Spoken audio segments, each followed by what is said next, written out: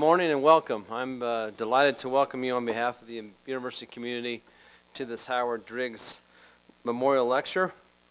This lecture was established in 2009 in memory of the legacy of Howard R. Driggs, an educator and Western historian whose career began here at Southern Utah University. His papers are archived in the Gerald Sherritt Library Special Collections. I understand Professor Brinkley and our guests just had the chance to see his collection. This lecture, by the way, is being streamed live on suu.edu/SUTV, so I hope that people can tune in and watch as well. A special thanks goes to the stepdaughter of Howard Driggs, Camille Bradford, and to her husband, Phillips. They're both here today, and also Alan and Kathleen Christensen and their families. So I'd like to all our guests to please stand up and be recognized. Wayne?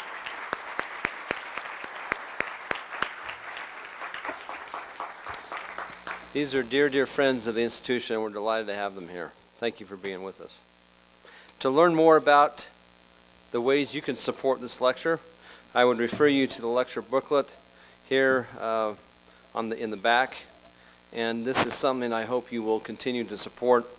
We try our best to attract luminaries and speakers that will be of interest to our community and to our campus, and Professor Brinkley certainly falls squarely in that category.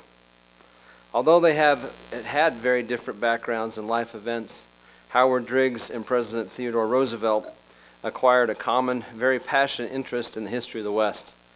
We are pleased to celebrate that interest in the American West through this lecture. Just a bit about our speaker. Douglas Brinkley received his doctorate in U.S. diplomatic history from Georgetown University, and he currently serves as a professor at Rice University. He's been in town for, I believe, less than 24 hours, and he told me he's already been to the pastry pub twice. So congratulations, Professor Brinkley. He is a prolific author. 6 of his books have been selected as New York Times Notable Books of the Year, and the Chicago Tribune recently dubbed him as America's new past master. So please extend with me a warm welcome to Professor Douglas Brinkley.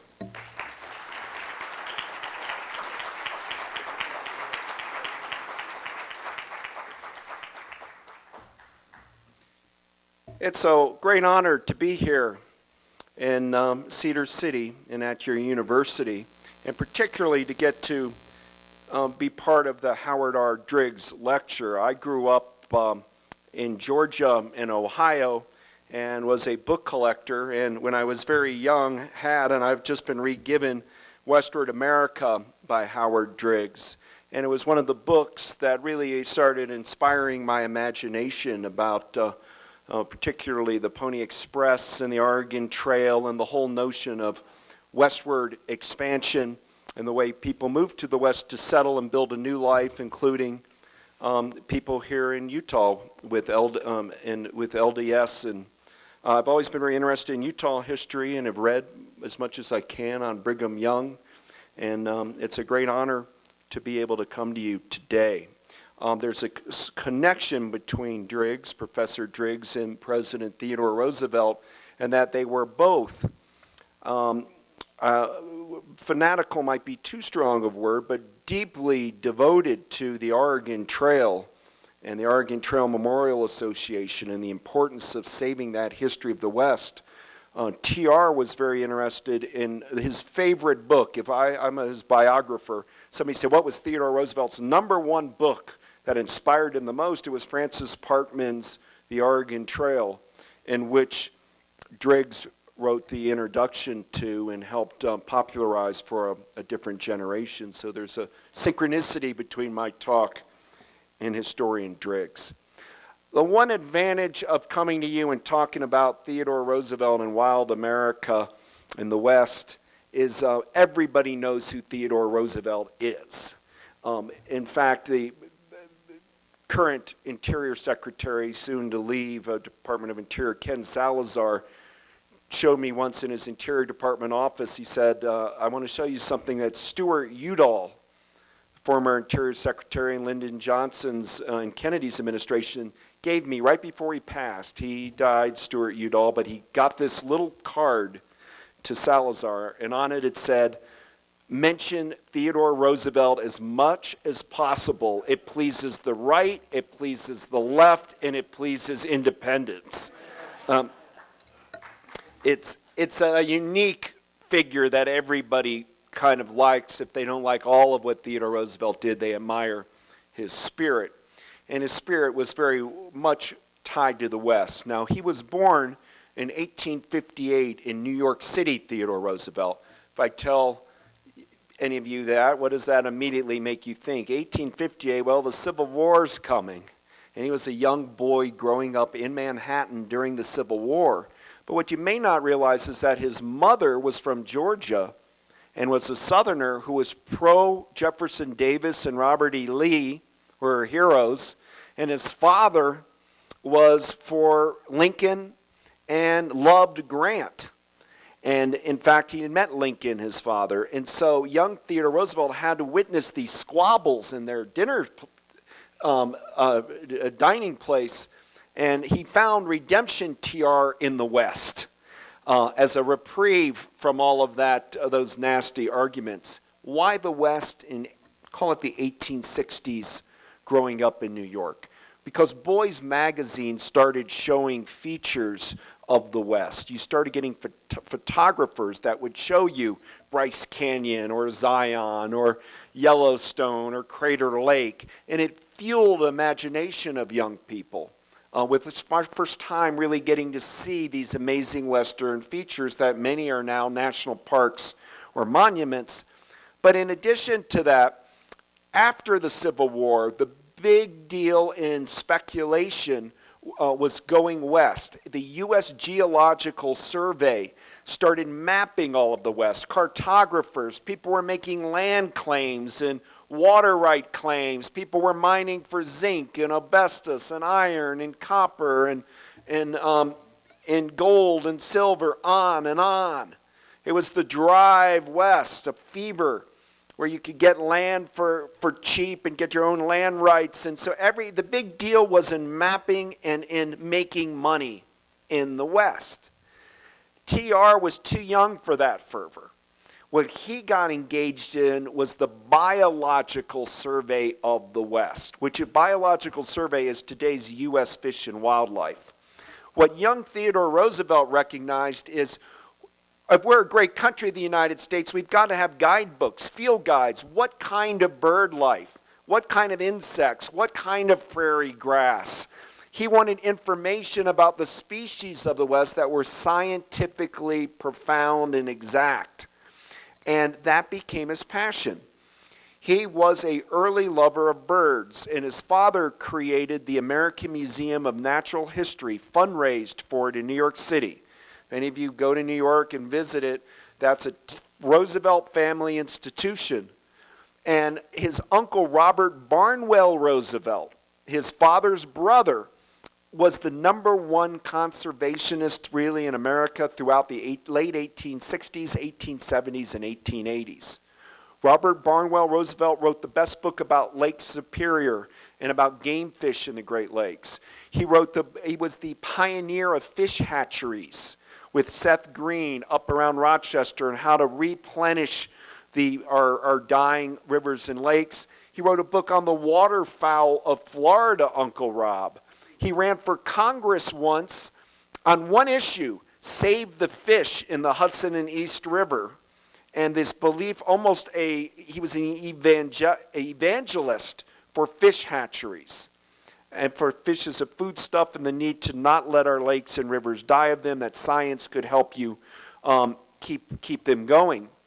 Until my book, nobody knew much about Robert B. Roosevelt because he had an alternative family. He had married, had children, but then he had gotten another woman pregnant, and she had children, but he kind of hid that from everybody.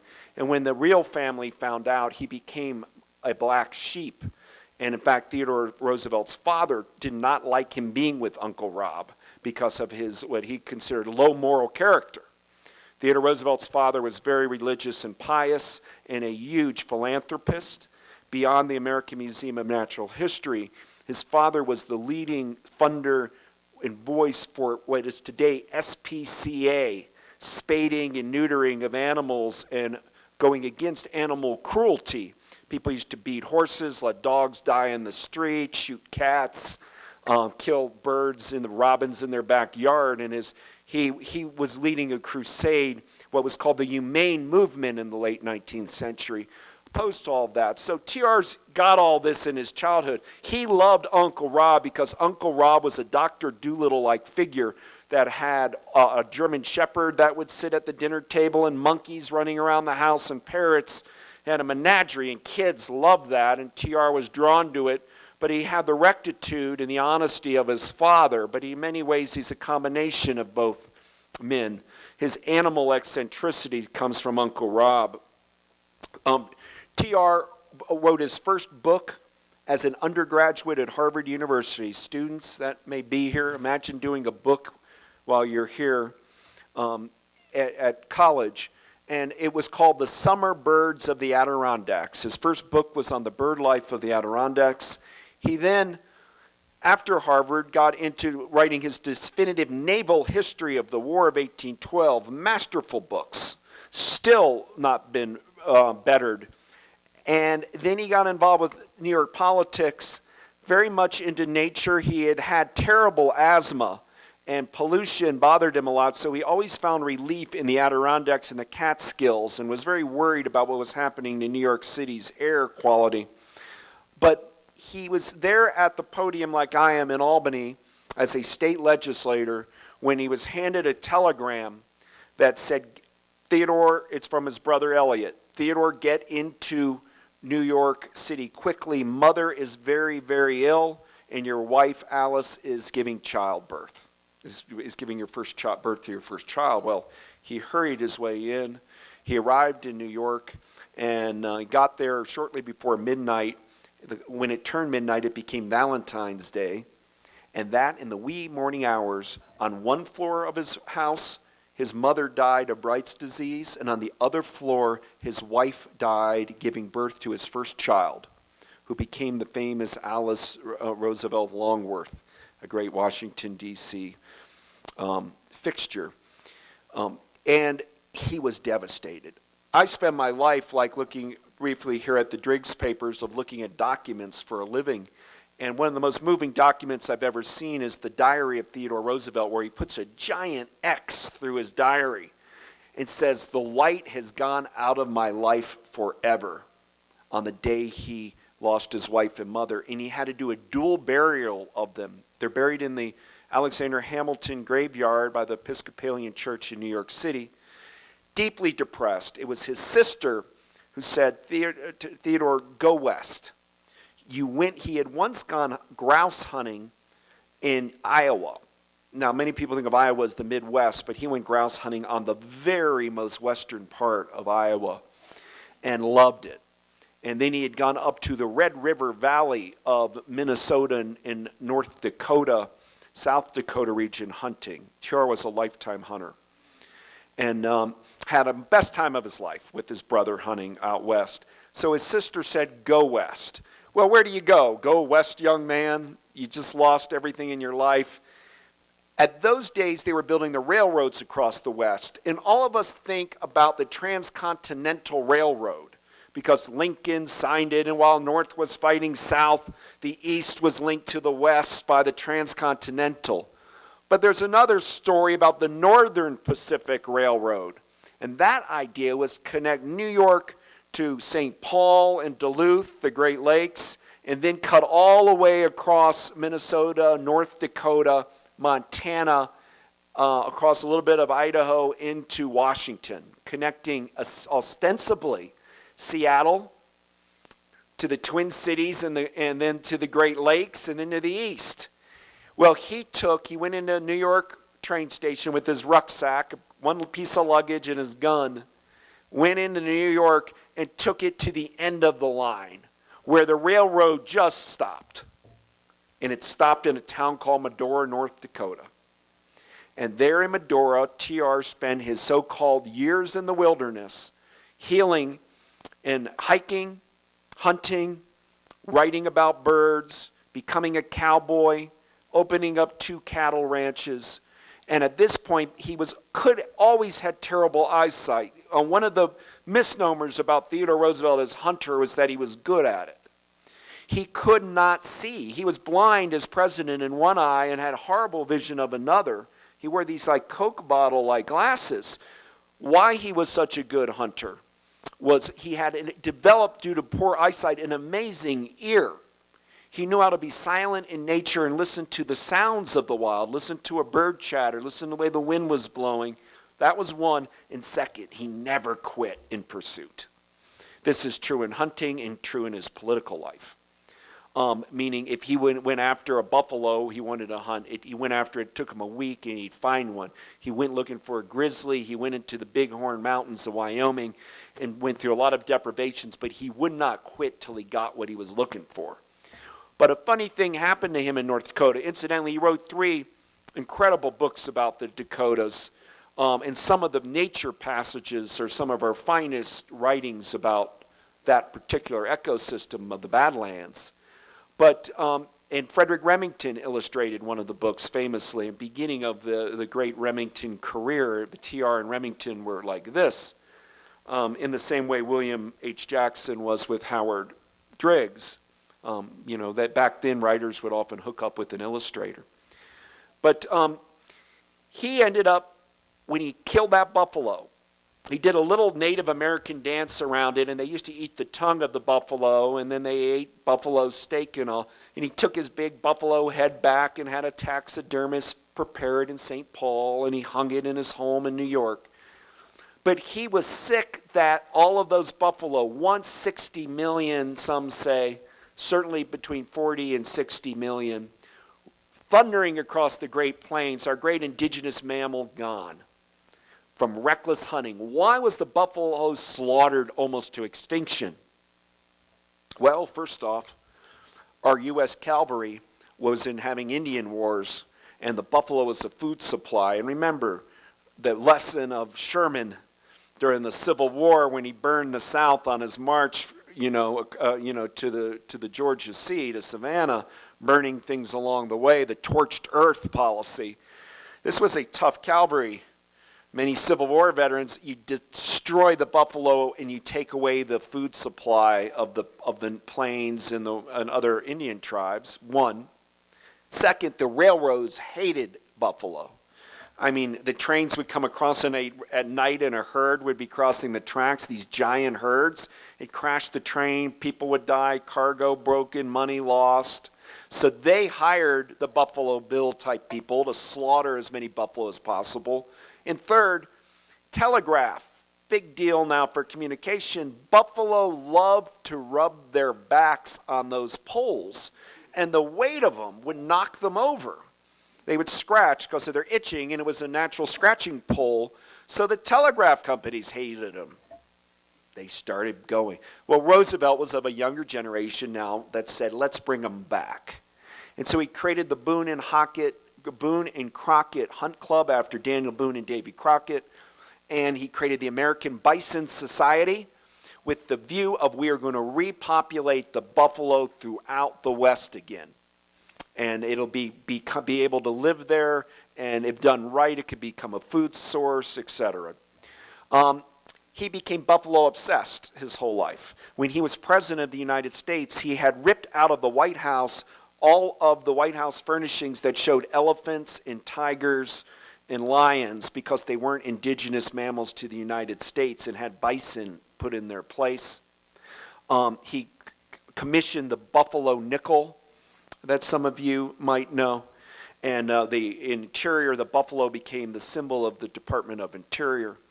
But beyond all this now, so TR is deeply involved with that, but it becomes then not just save the buffalo, it became the deer, antelope, elk, big game. Hunters saving game to go later hunt them. That's where's the early conservation movement of saving these species. And Roosevelt was the real progenitor of it. He went so far as was the founder of the Bronx Zoo to create a Darwinian interpretation of species. In other words, TR is the founder of a modern zoo, where just not animals in a cage, but they have habitat, and you explain all of their their life cycles, etc., from a Darwinian point of view. He bred, as President of the United States, a perfect herd of buffalo. It's harder to do in the Bronx than you think. I did not know how finicky the buffalo stomachs were for certain kinds of grass, and how you have to have a genetic herd perfect that doesn't get sick in breeding, and it's an effort. And as president, he dabbled in this and got a perfect herd, which he then found on his own, a spot in Oklahoma called Wichita Mountain, which is America's first game reserve. TR declared it a federal game reserve to release these buffalo there because on the Wichita Mountains, the Plains Indians thought all the buffalo had disappeared down the top of this sacred mountain. And now Roosevelt, who could not stand Geronimo, Roosevelt thought was a terrorist, but he became friendly with the Comanche leader, Quanah Parker, who was also a very fierce, maybe the fiercest of any of the Indian fighters, but became a Christian and also a smoker of peyote, but became, started working with America, the U.S. government some, and they brought the buffalo and released them in Oklahoma.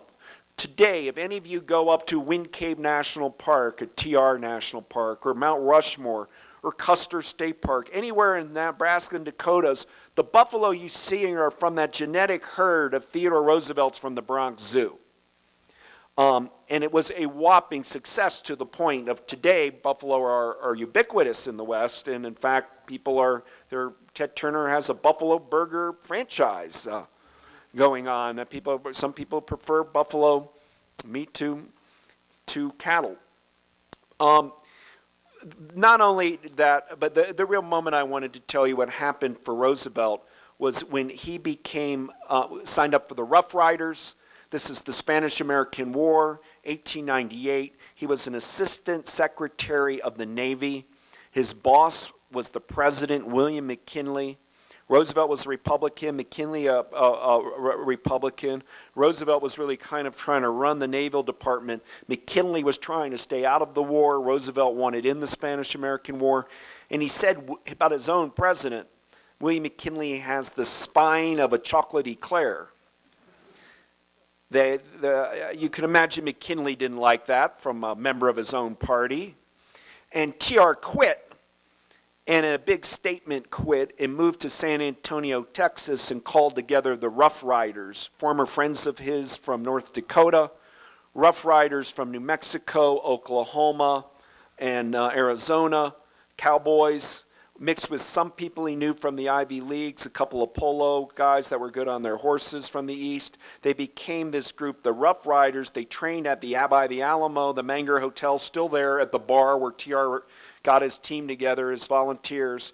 They then went to Tampa by train, and they went to fight in Cuba. Posthumously, TR would win the Medal of Honor for his valor on the Battle of San Juan and Kettle Hill in Cuba, in defeating Spain in the Spanish-American War. John Hay, Secretary of State, called the Spanish-American War a splendid little war because it lasted 6 months, and the United States kicked Spain out of Cuba.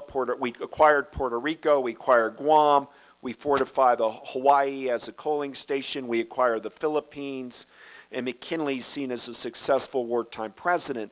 But the hero of the Spanish-American War was Teddy Roosevelt. The Rough Riders captured the public imagination. The name the Rough Riders emanated from Buffalo Bill's Wild West show.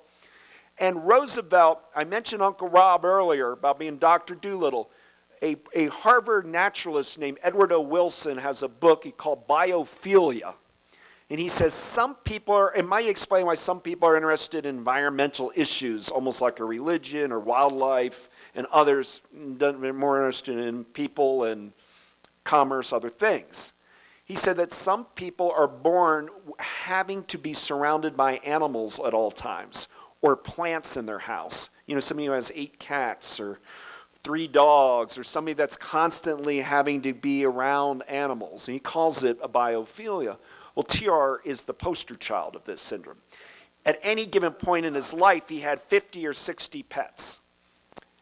Fighting in the Spanish-American War, he had 3 pets with him.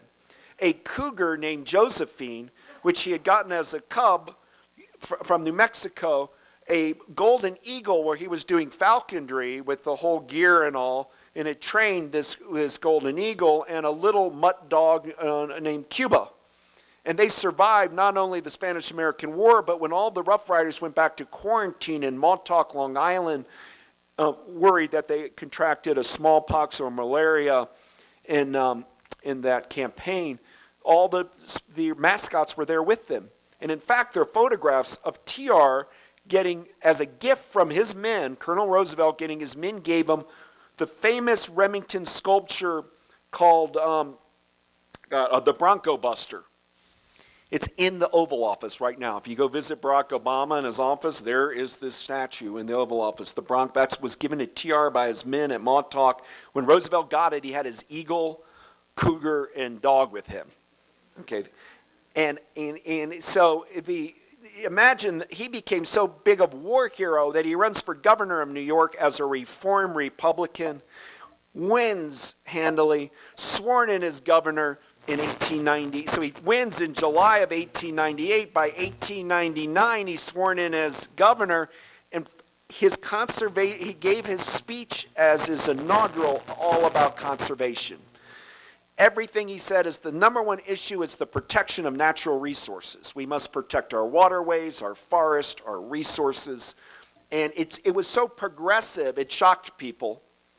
And he went on to try to do things like save Niagara Falls, the Catskills, the Palisades as governor. He became such a thorn in industrial polluters' life by trying to regulate their output of smut and smog and et cetera, that they were desperate. The business faction of New York State wanted him out of the governorship. They started begging him to become McKinley's VP. VP was considered nothing. But governor of New York was a big deal back then. California hadn't become quite what it is, population, and New York was the media center. We didn't have an so a big deal being governor. Roosevelt gives up the governorship to run with McKinley to become his VP. And the Karl Rove of that day, named Mark Hanna, I don't say that lightly. Mark Hanna is Karl Rove's hero. Hanna said, when McKinley gets assassinated in Buffalo, look what you guys done. That damn cowboy is president now. Just as the Republican Party of today has factions, right? You know, you're in a state that has something like Huntsman versus, Santorum or whatever. You know, Roosevelt was on the liberal side of the Republican Party. He saw himself as part of the Lincoln Party. But there was also a business party, and the two were clashing within Republican political game. But now Roosevelt's president, and the first thing he does is start instituting these far-reaching environmental conservation programs. From 1901 to 1909, Theodore Roosevelt saves 240 million acres of wild America. He does it on any way, shape, or form he can. I will give you quickly in the main mechanisms. First off, national parks like Zion, which has to go through the Congress has to approve. So you get grassroots people wanting to save it, then you get all this. It takes some time. And eventually, once Congress creates it, you're never going to get rid of it as a national park. I mean, it's not even an argument. It was passed by American people. It's in perpetuity. Zion will be here forever. On the other hand, Roosevelt was able to get some through that normal process. Mesa Verde in Colorado, Crater Lake, Wind Cave, it went through Congress. But Congress wasn't with him. He did not have enough votes on a lot of things. So he started using an obscure act called the Antiquities Act of 1906 to use executive power to declare places protected. The Antiquities Act was the conception of a congressman from Iowa named John Lacey, who had fought in the Civil War, Union guy, who was fanatical about parks and also about antiquities of Native Americans and of Mesa cliff dwellings. But he was very powerful because he ran the Land Commission out of Congress. So if you here in Utah trying to get some kind of, let the federal government give you a lease and some property they had, you'd end up going through Lacey's office. So not really a guy you want to tick off particularly, right?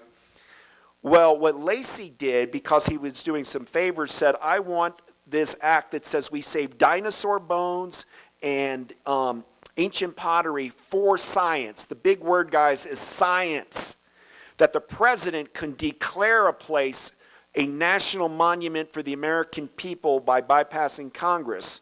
This got agreed on by the Congress because out here in the West, people were raiding, European museum collectors were raiding our pottery, our antiquities, Navajo rugs, stealing all this stuff from America, bringing it back to Europe. It was worth a fortune, a lot of these things.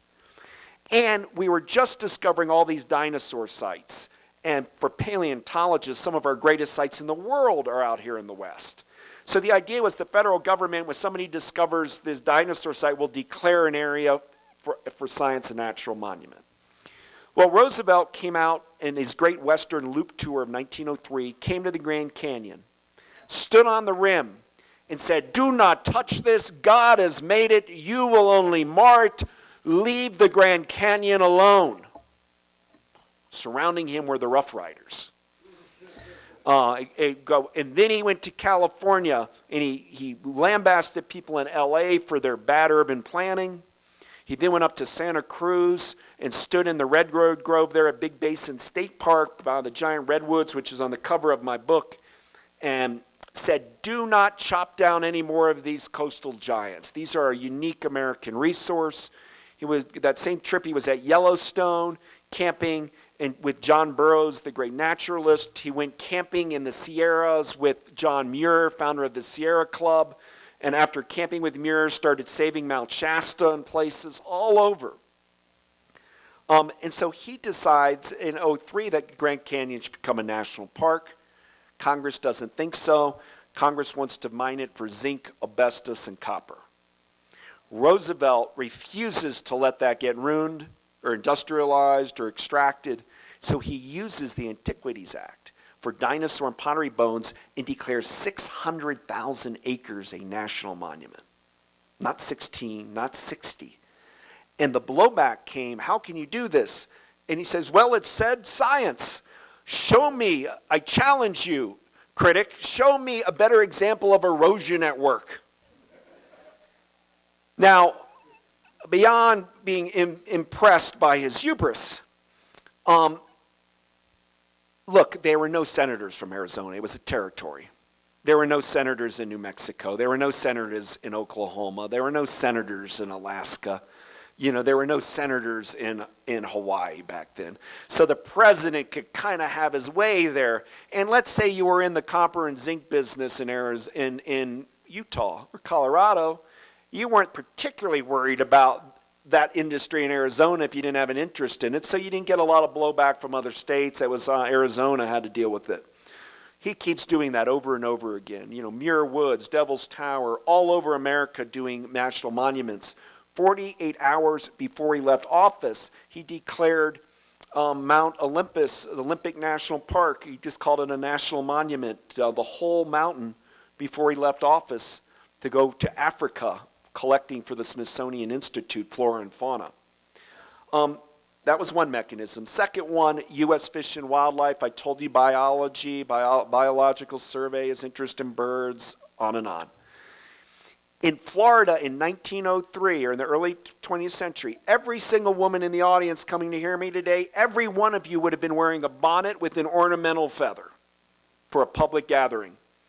And those feathers were coming from what was known as feather mafias in Florida and Louisiana would come, and they'd slaughter all the egret and heron and flamingo and spoonbills. And the birds like to roost on offshore areas so they don't have raccoons or foxes, predators for their eggs. That's why you see them cluster on these little mangrove islets.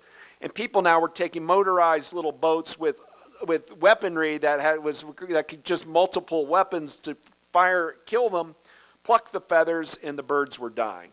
A lot of extinction was going on. The flamingo had left Florida.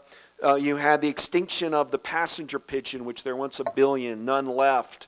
The last one died in Cincinnati Zoo in 1913. The Carolina parakeet in the time of our revolution was a bird all over Georgia and the Carolinas. It's now an extinct species. And Roosevelt had a theory that to let a species go extinct was a moral crime against God. And that it would be like taking a knife and slashing all the Rembrandts or putting graffiti on the Sistine Chapel. That we had a right to take care of these species that were with us and to make sure that they could try to exist as best as we could. So he flummoxed in Florida. He says, I so declare Pelican Island, Florida, a national bird reservation. He had no power to do that. Nothing.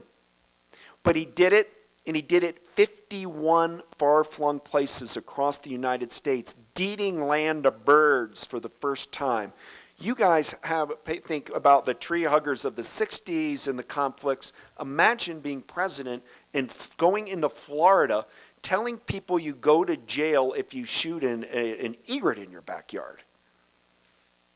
He appointed 4 U.S. Department of Agriculture bird wardens, and 2 of them were immediately murdered, shot point blank by people that did not want the feds telling them what to do in their backyard and had no interest in bird protection by the federal government.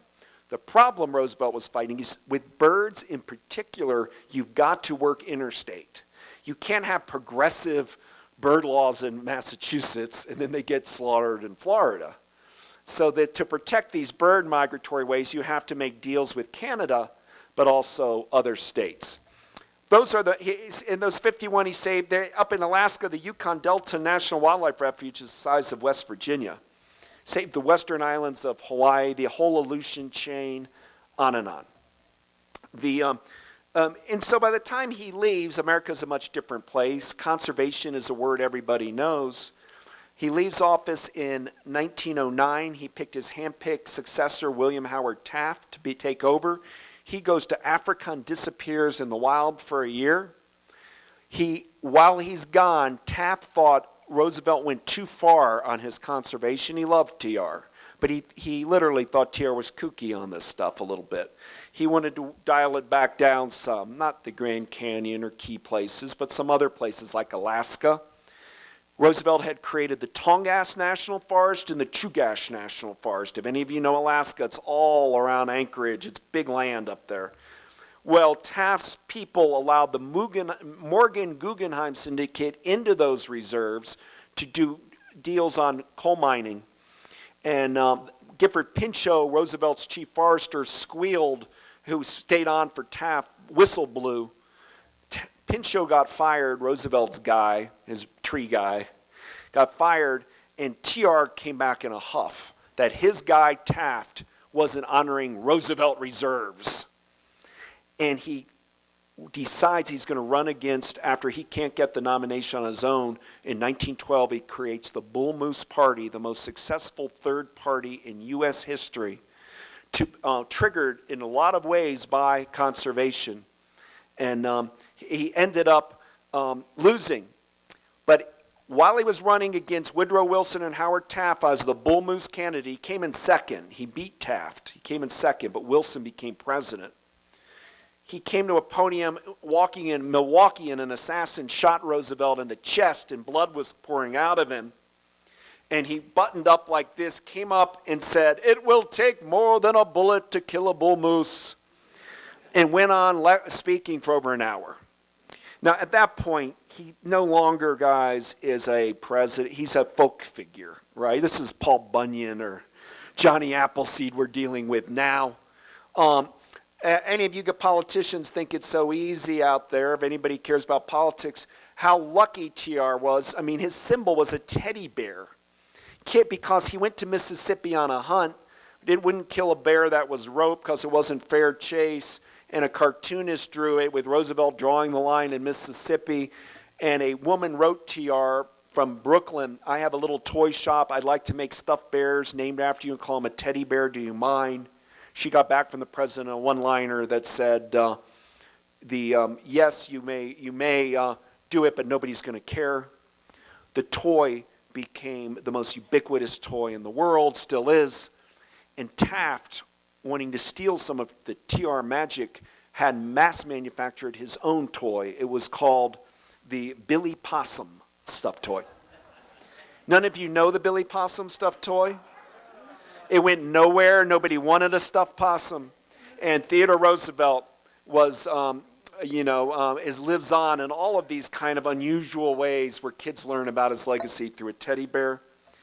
I'll end by telling you, after he went to Africa and lost bull moose, he traveled the Amazon and wrote a book on the Brazilian wilderness.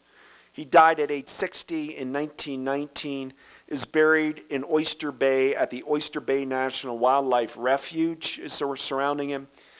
There's an Audubon sanctuary that does animal rehabilitation next to his grave.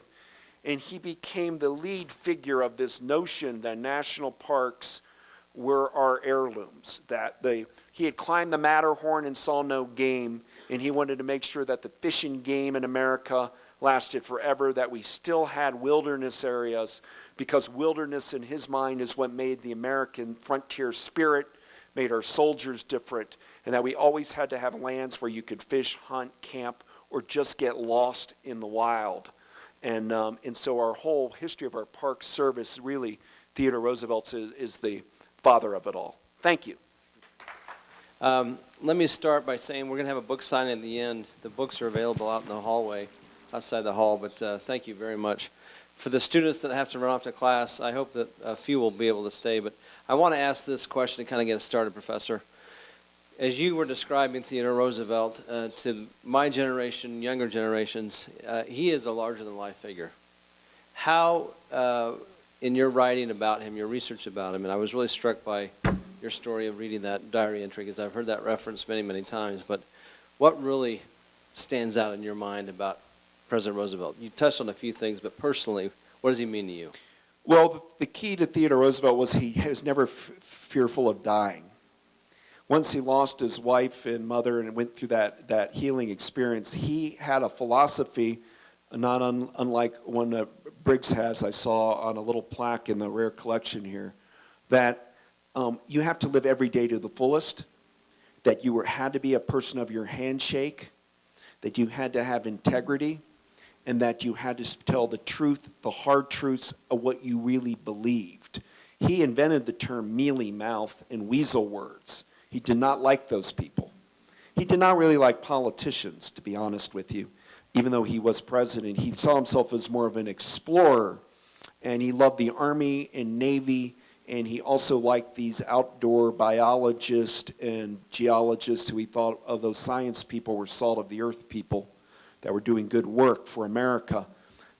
I was always stunned by his love of this country. We all love America. Maybe TR loved it more. He really wanted to save our history, our natural features, wanted to make us this very special place. And he got a disdain of Europe. Disdain's too hard a word because he learned so much from Europe in his travels there. But he thought our democracy was different here. And he thought it was different because we had space. We had big mountains, we had big bear, we had big... And he just thought that we needed to give that on to other generations to enjoy. And that he was distrustful that unregulated industry would do that job. That without somebody saying you can't do this, you've got to, yes, you can manufacture this, but they've got to be standards or else the river will be polluted or the Great Lakes will be on fire. Then we weren't going to be able to save these resources, and it became his sort of a life passion. Big Navy, big forest. I know your next book is about his cousin Franklin Roosevelt. Did he kind of pick up the torch and carry the legacy on of President Roosevelt, of Theodore?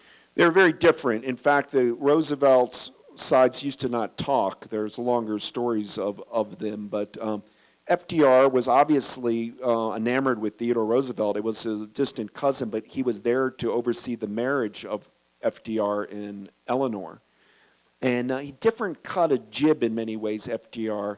FDR was, because of his wheelchair, he saw himself as a forester. And his Hyde Park estate was all managed by by FDR with forestry. But he contracted polio, FDR, by swimming in a Boy Scout pool where he picked up the polio, and then he went up to Campobello, Maine, New Brunswick, and was swimming, and there was a forest fire on an island, and he tried to work with his sons to put the fire out, had the shakes, and thought it was from the cold water, said an early goodnight, went to bed, woke up, and had no feeling on his lower half. Couldn't move. And he thought it would be a temporary thing. What happened? What's going on? Well, it turned out he had polio, and man, does that change your life. I've read stories how FDR spent those years, and he contracted polio in 21, but in the early 20s, he would try to just walk from where I'm at to that exit sign. He would spend all day, weeks, months, years making that his principal accomplishment. And so once he was able to get his mind and body back, he started believing a lot. He found the curative pools in Warm Springs, Georgia, thermal pools by nature, that you made all of these polios would come there. And he would feel relief from water, what we call today hydrotherapy or water therapy. So he started, like TR, believing in the redemptive value of nature on health. Clean air, clean water, and so in that way, he became an ardent conservationist himself. And the first thing FDR did when he launched the New Deal, when he won in 33, was start the Civilian Conservation Corps, putting 250,000 young men in their 20s to work, building national park and battlefield fences and roads and, all of the infrastructure for Teddy Roosevelt's parks system. So that they're the two major figures. Look, presidents are good at different things, but if you're picking that basket of conservation, it goes TR and FDR, and they're in a league of his own, in their own. FDR did in Utah. He's the one. FDR expanded Zion here, whether it's the Cola extension to the park. He had declared that a national monument to get it enlarged Zion, and then FDR is the founder of Capitol Reefs, for example, came in first as a national monument by FDR, and then, of course, now a park. Perfect. Let's open it up. Yes. Alan. I'm wondering, in your examination of President Roosevelt, T.R. Roosevelt, if you also looked at his rather accomplished son, T.R. Roosevelt Jr. Well, very much so, and it's a good question. I mean, T.R. Jr. became a brigadier general, was the oldest man to fight on the beaches of Normandy in D-Day in World War II, and had a heart attack. He's buried there at the cemetery. I wrote that book, The Boys of Pointe du Hoc, when Ronald Reagan famously went over there. What he really wanted to see was the grave of Theodore Roosevelt's son, because it's amazing at 56 wanting to be there at the beaches. This is what I'm trying to tell you about the Roosevelt family. He lost one of his sons in World War I. TR was about skin in the game, fighting for what was right for America, and that meant service to country with military service. And so it's a wonderful story. There's a book called The Lion's Pride about what all of TR's kids were able to do, and two of them lost their lives in wars for our country.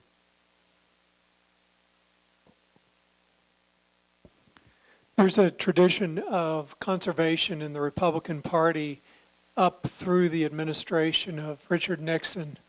What happened to it? Well, I don't know how. There's a very funny story. I recently did a biography of Walter Cronkite, and I interviewed, I don't know if this name will mean anything to you guys, a man named William Ruckelshaus. But he was a big FBI guy and attorney general, and became the first head of the Environmental Protection Agency. What you may not know is that the EPA got created in 1970 by Nixon. Nixon was not a conservationist, but we had the Santa Barbara oil spill disaster, and the Cuyahoga River. Time magazine hyped up the death of the Great Lakes. Cuyahoga River's on fire, and the real problems the Great Lakes were having on the big time story. And then the first Earth Day was in April ever of 1970, and CBS News covered it as if it was a political convention, blanket coverage of Earth Day. people protesting, save the planet, and our astronauts coming back from space would all say, no, the moon wasn't as exciting, but my God, seeing Earth, all of us as one humanity, no borders, all one being inhabiting Earth. So it was atmospheric and in the air. Add to that in 70, Nixon, who was always a political animal, was worried that Ed Muskie, the senator of Maine, was going to run against him in 72. And Muskie was running really on environmental conservation big time. So he had Ruckelshaus draft the founding document of the EPA, and Ruckelshaus was a Republican moderate from Indiana, great lawyer, and really fine writer. And he wrote these bullet points for the founding document of the EPA, you know, why we need clean air and water. And Nixon went with this, and Nixon creates the Environmental Protection Agency, and endangered species is Nixon, and clean air and water is Nixon, a Republican president. Ruckelshaus told me he went recently, he's well up in his 80s now, went to the Nixon Library in Yorba Linda because he never remembered in the hurly-burliness of the year what Nixon had written or his response to his memo, his founding document of EPA. And so he went there, they made him put gloves on, they brought up the boxes, and there was his founding document in the archive, and Nixon had written on the side of it, bullshit. I say that to you, that Nixon didn't really believe in the Environmental Protection Agency or this, but the politics of that era was forcing his hand. After that era, after Jimmy Carter, who created Department of Energy and Alaska Lands and did all this stuff, the Reagan election in 81 is a revolution. From 1932 or 3 all the way to 81, we lived in the United States in the shadow of Franklin Roosevelt. If you like, the shackle of TR and FDR, meaning that the federal government's going to solve your problems. Or at least that's who you turn to trust. They'll build the interstate highway system like Eisenhower did, or Ike created the St. Lawrence Seaway, and Johnson does civil rights and Medicaid and Medicare, and Kennedy. We spent $250 billion going on the moon of taxpayers' money. Government's taking us to space and we're going to win. And, Social Security, on and on and on. The Reagan Revolution said enough. And it's the beginning of a rollback, not of the New Deal of FDR or TR's ideas, but a rollback of the Johnson year, what's seen as excesses of the Great Society. That government has gotten too big. It wasn't functioning. It was a lousy bureaucracy, and we have to roll it back. So I edited Ronald Reagan's diaries, and a key line in there is, people are acting weird that I think there should be a memorial to FDR in Washington. I have no problem with anything Franklin Roosevelt did in the New Deal. What I want to do is roll back the Great Society. And so the big movement now is a kind of anti-federal government movement. And the danger of that, as if one is the same danger you have with the Great Society if it went too far, overreach. How far do we go? How much government should be trimmed? What programs should be trimmed? I personally don't take anybody credible when they think national parks are bad for America. So I would think that part of this debate of government function, I don't think you have to pick on park rangers that are doing Zion. I think Cedar City is testament to a gateway city to a national park. It does bring money, parks. It does do it. There are professionals that run it. It may not be perfect. You might think the state could do a better job, but the state struggles here in Utah with its state parks. And these national designations bring tourists from all over the world, because any more than none of you know what sights to see in China. What natural features to go see. When you see national park, it's kind of like a good housekeeping stamp. It means there's something special there. So it draws people. When it doesn't have that designation, it's a lot of confusion, because every state has 200 state parks, and which one's better than the other. So for tourism factors, you're much better with a park designation than not. Yep. It's on cue. Ray handed me Douglas Brinkley, The Wilderness Warrior. It's for sale out here, and Professor Brinkley has graciously agreed to sign copies of the book. So time for one more question. Two more questions. Talk a little bit about his attitude toward manifest destiny and how that may be tied in with his attitude of loving and conserving America?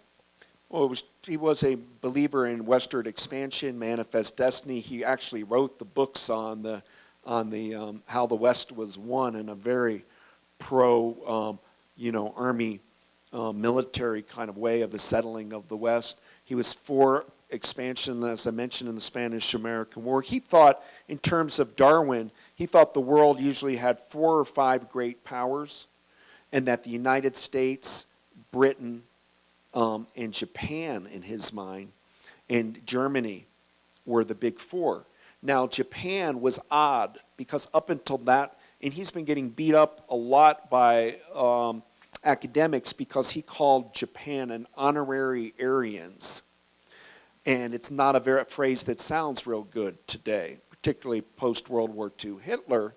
But at the time, it was a great compliment to the men as compliment to the Japanese. And that it was unusual in that period of the early 20th century to be giving anybody that wasn't a white European background and weren't Christians, right, a Buddhist country, equal parity with Britain and Germany as one of the great powers of the world.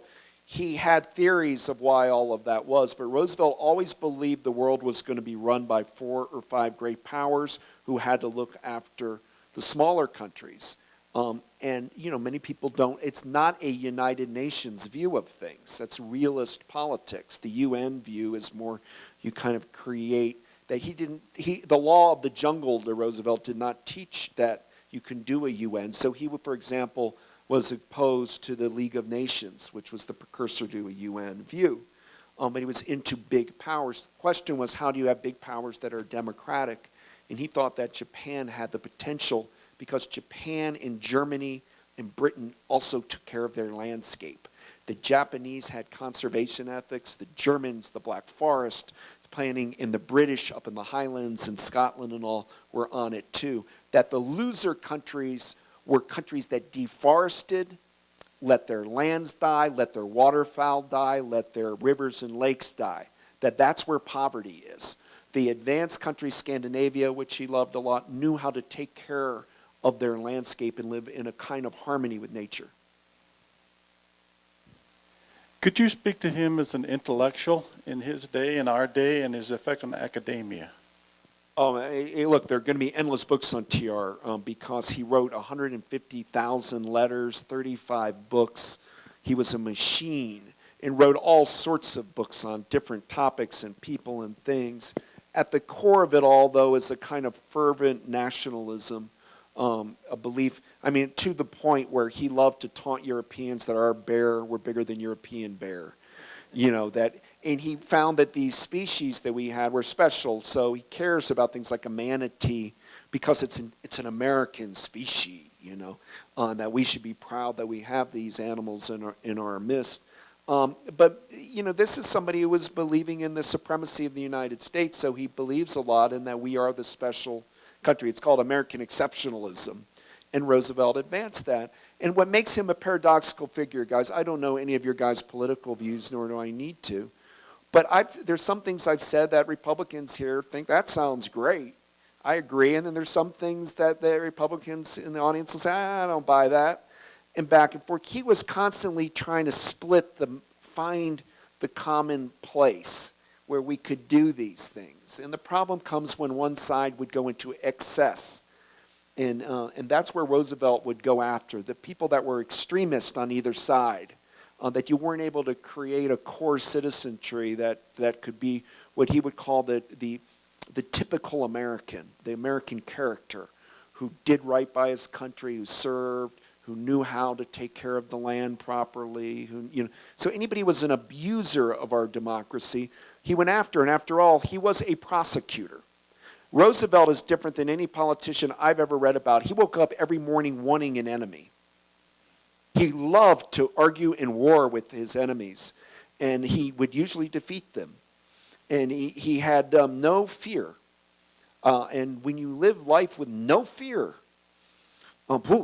you can really move mountains, because he would challenge anybody on anything at any moment. I don't have time, but I try to sneak this anecdote in. He once went to the Cosmos Club, and there was a big debate at the turn of the century about animals. He was a lumper. Like, he only believed there were really like 5 types of bear in the United States: polar bear, grizzly bear, black bear. He went in with the Louisiana black bear because of its snout being long. But a guy named Dr. C. Hart Merriam, the government biologist, said we have like 15 kinds of bears, all these subspecies. Roosevelt said if you go that 15 route, you're going to lose all of the public. Nobody's going to remember 50, because I'm just picking bear. There are 200 types of shrew and actually 8 kinds of cardinals, and you could go so crazy. So he was a lumper. He thought our guidebook should be a little taunter, a little less. Well, Merriam argued, and Roosevelt slaughtered Merriam at the debate. Imagine any of you debating TR. It would not have been easy to do. And so he felt Merriam, though, won in the end, because Dr. Merriam went up to Washington State and was in the Olympics and found a new elk. It's called the Roosevelt elk. And it's the largest elk in North America. TR loved big mammals. And he then writes TR, "Dear Theodore, I'm here in Washington and I have now found the world's largest elk species and I'd like to name it after you. But I know you're not that keen on all of these new species. But in this case, will it be okay?" And he wrote him back, "In this case, yes, call it the Roosevelt elk. I will take it." And so Merriam kind of got the last laugh. Think about that, 35 books, 150,000 letters, all with a fountain pen. No word processor, unbelievable. Please join me in thanking Professor Douglas Brinkley. Thank you very, very much. Really love your school, and you guys have an amazing future. It's a beautiful, beautiful campus, and the hospitality I've been given has been extraordinary. So thank you all. I really have had a wonderful time here, and I'll pass the word around what a great place this is. Thank you.